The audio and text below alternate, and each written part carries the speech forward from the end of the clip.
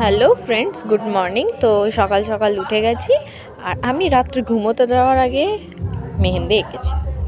ভেবেছিলাম আঁকবো না, কিন্তু সবাই আঁকছে দেখে আমারও মনে হলো এঁকে নিই, তাই এঁকে নিলাম। তো চলো, কিছুক্ষণ পর থেকে শুরু হবে রিচুয়ালস। তো প্রথমেই আছে খোলাই ধান দেওয়া, আলতা সিঁদুর নিতে আসবে সবাই, আমার আশেপাশের মামিগুলো সবাই আসবে। তো এখানে চা খাওয়ার জন্য আমি বসে আছি, চাটা গরম, তো চাটা ঠান্ডা হোক ততক্ষণে দেখে নাও।